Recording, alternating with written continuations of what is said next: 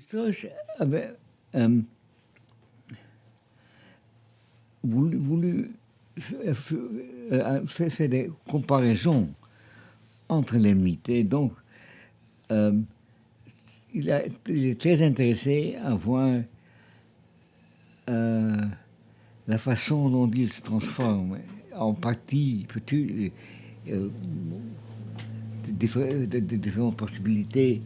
Et c'est surtout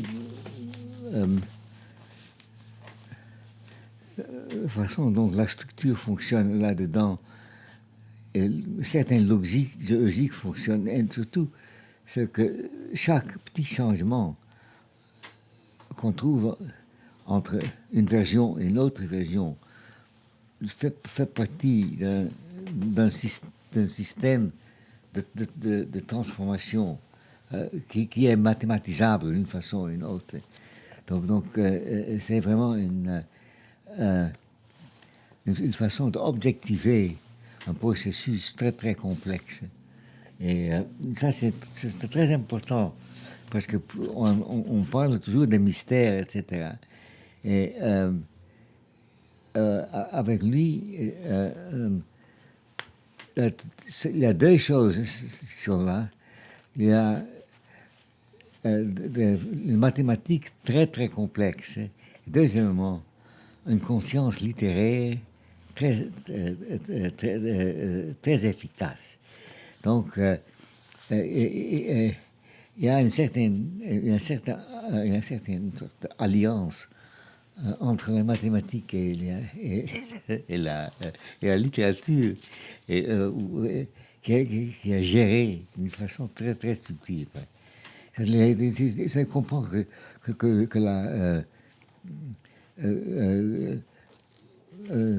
la littérature, la littérature est très intéressée par ce que Lévi-Strauss a fait, parce qu'effectivement, sa façon de manipuler la prose française, c'est très, très, très remarquable.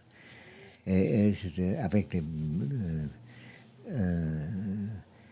des variations minuscules de sens qui sont très clairement déployées. Si tu tentes de travailler avec cette précision, c'est très très lent parce qu'il faut toujours trouver le mot juste. Et le mot juste n'est jamais ce qu'on a pensé, tout à fait différent. Et ça, c'est vraiment très intéressant. Et aussi, malheureusement, après Lévi-Strauss, c'est très difficile d'imaginer l'anthropologie sans ça. Parce que si on connaît la langue suffisamment bien, et si les données sont suffisamment précises, alors on doit pouvoir décrire ça avec ce type d'exactitude.